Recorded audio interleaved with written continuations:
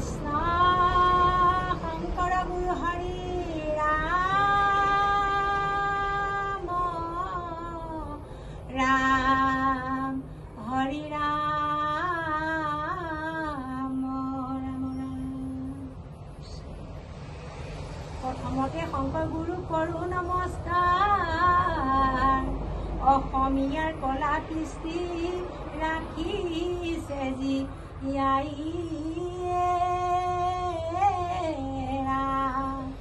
দ্বিতীয়তে প্ৰণাম কৰোঁ নিৰাকাৰ জ্যোতিবিন্দু আদি নিৰঞ্জন, যাৰ ভয়ে চন্দ্ৰ সূৰ্যই কৰিছে ঘূৰণ, যাৰ কৃপাতে পালো মানবীজ নময়ে।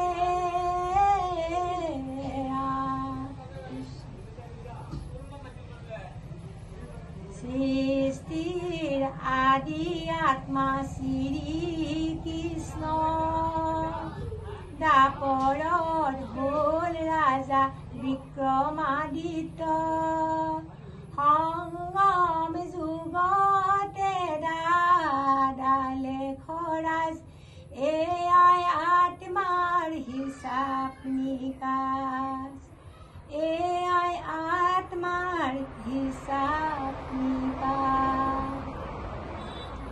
সংগম যুগতে আহে জ্যোতিবিন্দু সন্তানক দৃষ্টি দিবলৈ,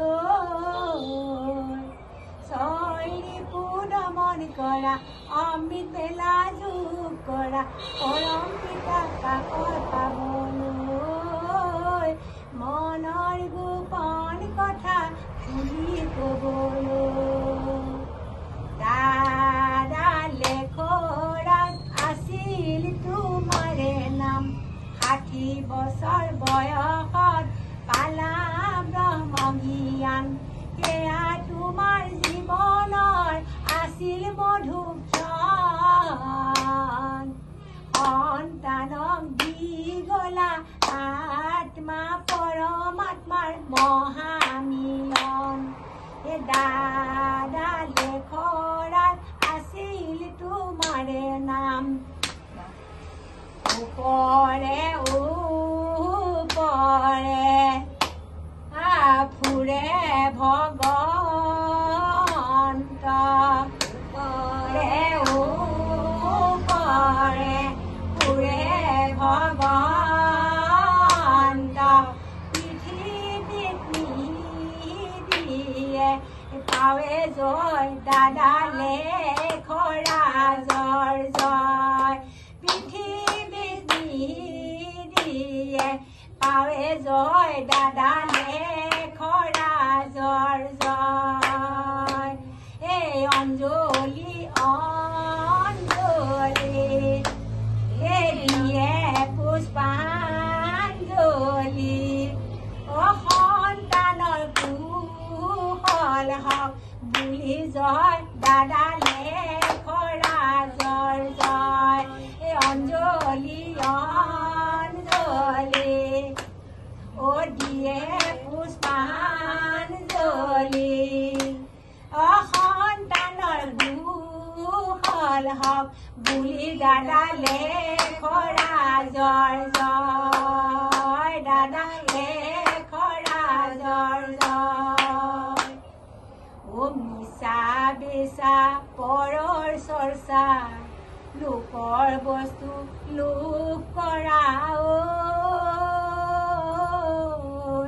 নহয় জানো মহাপাপ, ছয়ৰিপু দমন কৰা অমৃত বেলা যোগ কৰা, সদায় হ'ব মোচন পাপ, সদায় হ'ব মোচন পাপ। জ্যোতিবিন্দু আহিছিল সন্তানৰ কাষলৈ, অমৃতৰ সন্তানক অমৃত বিলাবলৈ, ব্ৰহ্ম বাবাৰ মুখেদি শুনালা মুৰলী, সন্তানে চিনি পালে জ্যোতিবিন্দু বুলি, সন্তানে চিনি পালে জ্যোতিবিন্দু বুলি। ছয়ৰিপু দমন কৰা অমৃত বেলা যোগ কৰা, ছয়ৰিপু দমন কৰা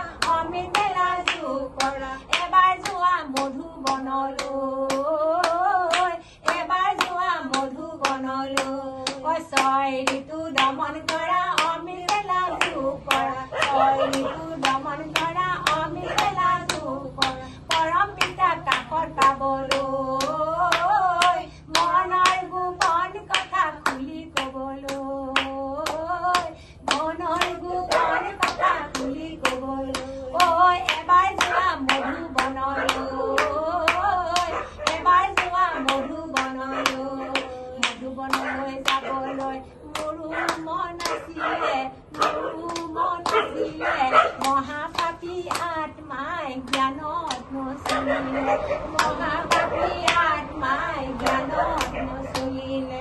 ওম শান্তি, ওম শান্তি, ওম শান্তি।